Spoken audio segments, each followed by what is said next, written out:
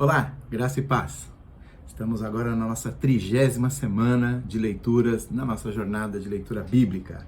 Agora vamos terminar o segundo livro de Samuel, terminando então com os eventos do reinado de Davi.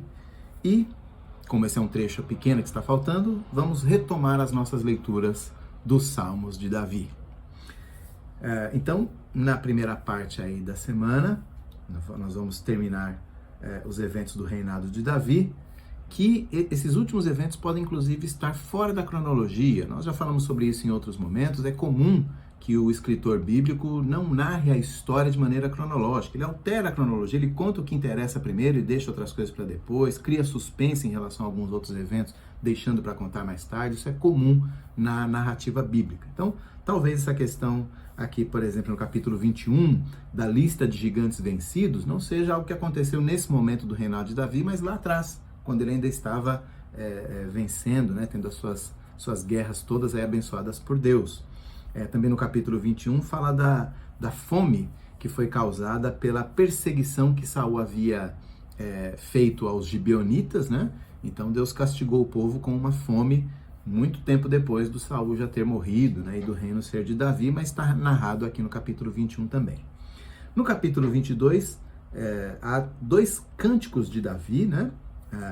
No capítulo 22 há um cântico de Davi, no 23 um outro cântico de Davi, que é chamado da última palavra de Davi, possivelmente no sentido de última coisa que ele escreveu, né? Última composição de Davi, talvez seja essa a ideia. No capítulo 22 é o Salmo de número 18, né? Está registrado lá como Salmo, nós lemos na nossa primeira série de leituras de Salmos. E por fim, capítulo 23 também tem uma lista dos comandantes de Davi, né? Davi foi um rei guerreiro e os seus comandantes militares tiveram um papel muito importante nas suas vitórias e são registrados então aqui no finalzinho do seu reinado. E no capítulo 24, o censo que Davi faz, né? Ou seja, um levantamento dos homens, né? O censo naquela época era para duas coisas, basicamente, impostos e guerra, né?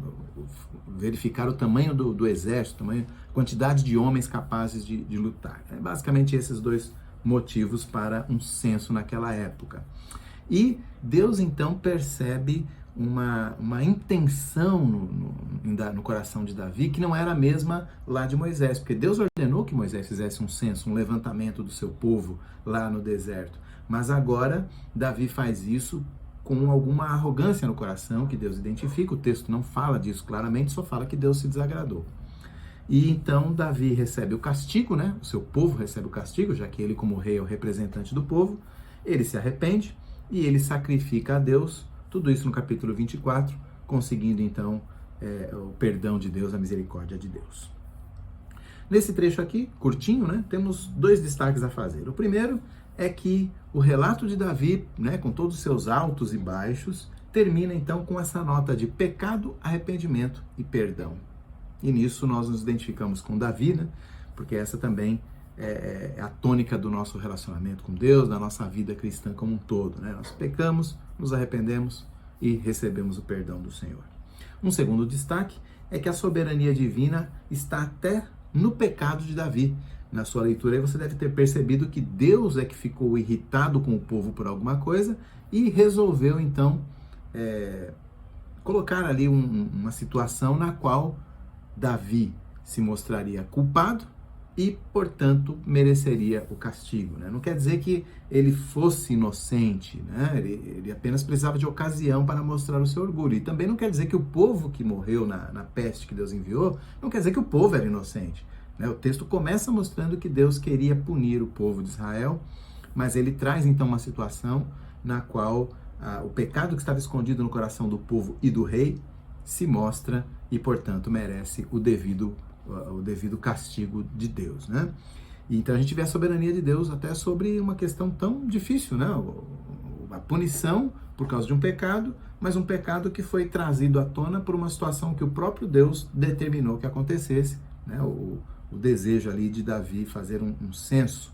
Agora, é curioso que essa mesma história é contada de novo lá no primeiro livro das Crônicas, no capítulo 21, e lá o autor, ao invés de atribuir a Deus a iniciativa, atribui a Satanás. Satanás queria destruir Davi e traz então uma tentação para ele através do censo e Davi cai e o resto da história é o mesmo, né? O que isso nos ensina? Nos ensina que, assim como lá na história de Jó, Deus usa até mesmo a maldade de Satanás para provocar o mal no meio dos homens, né? Mas os homens também não são inocentes, porque há maldade no coração deles também, tanto é que Satanás consegue atraí-los, né? E trazê-los para fazer aquilo que ele deseja que eles façam. Então, Deus usa Satanás? Usa. Deus usa a maldade, o orgulho de Davi? Usa. Deus usa até mesmo a maldade do povo? Usa. E em tudo isso ele é soberano e determina com justiça o que a paga de cada um, né? Davi recebeu o seu pagamento, o povo recebeu o seu pagamento e Satanás vai receber o seu pagamento lá em Apocalipse, como nós bem sabemos.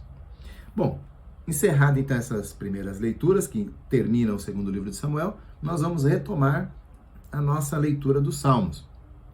Os irmãos se lembram, nós, quando começamos a ler a história de Davi, lá em 1 Samuel, nós lemos os 2 primeiros livros dos Salmos, que vão até o Salmo 72. E agora vamos dar sequência, então, do Salmo 73 até o 83 nessa semana, e continuaremos lendo os Salmos, né? Mesmo aqueles que não são de Davi, vamos continuar lendo os Salmos até o final, para depois retomarmos os livros históricos, tá certo? Então, nessa nossa leitura do 73 e 83, novamente, a maioria dos Salmos tem aqueles clamores por livramento dos adversários, tem salmos de confissão, de adoração, salmos sapienciais, né? O que é um salmo sapiencial? É um salmo que ele está mais focado no sentido de ensinar a sabedoria. Ele parece, a gente lendo, a gente lembra de provérbios, né? Então, esses salmos são chamados de sapienciais e é com um deles que começa a nossa leitura no Salmo 73, um salmo muito conhecido porque ele fala ali da tentação de invejar a aparente prosperidade dos ímpios, né? Essa é uma tentação que qualquer homem justo sofre, né? Qualquer cristão pode sofrer essa tentação, porque nós passamos por aflições e muitas vezes podemos olhar para a grama do vizinho, achar que ela é mais verde e essa situação pode ser agravada por nós percebermos que além da grama dele ser mais verde que a nossa, ele não serve ao Senhor. E a gente fica, poxa vida, mas como?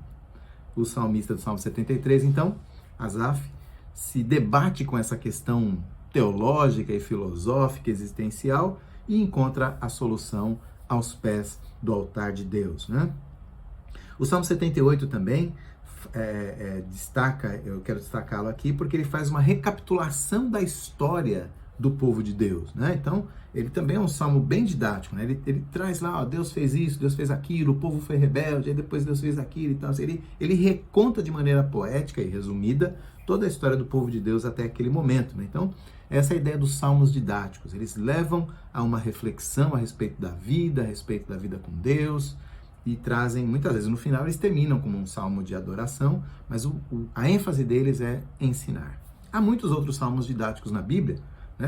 Vou fazer uma lista aqui, o 32 é assim, o 42, o 44, 45, 52, 54, 55, 74 que nós lemos também nessa semana, né? Na semana que vem vamos ler outros, o 88, 89, lá no final o 142, vários salmos são assim. Alguns recebem o nome de salmo didático, né? Esses que eu acabei de mencionar são mencionados como salmos didáticos, mas boa parte deles a gente não vê tanta diferença com os outros salmos, né? Talvez esses que têm a inscrição no início salmo didático, talvez a questão seja a utilização pretendida pelo seu autor. O poeta fez um salmo que era para ser usado na catequese, no ensino, no discipulado, né? Quem sabe até a sua execução fosse diferente, né? Um salmo mais voltado para reflexão, talvez ele fosse tocado de maneira mais suave, mais lenta, nós não sabemos, mas há essas possibilidades, né? E como eu disse, mesmo salmos que não são ditos didáticos, também podem ser muito instrutivos. O primeiro salmo, o salmo primeiro, que apresenta lá os 2 caminhos, né? Bem-aventurado o homem que não anda nesse caminho, mas anda desse jeito aqui. Isso é muito instrutivo, é um salmo didático, mas ele não tem a inscrição salmo didático lá. Então, essa divisão é bem sutil no final das contas, né? Mas eu também quero destacar o Salmo 80, pela sua fraseologia, quando ele diz lá, Ó Pastor de Israel. Que título lindo para Deus, não é mesmo? Ó Pastor de Israel. Israel é o povo de Deus e Deus é o seu pastor. Né? Deus vê aquele povo e vê a nós também como ovelhas do seu pastoreio, as quais ele guia, ele cuida e ele comprou com o sangue do seu próprio filho. Coisa linda. Pastor de Israel, né? Deus é o pastor de Israel, ele é o pastor da igreja, ele é o meu pastor e o pastor de cada um de vocês também. Boas leituras, até mais!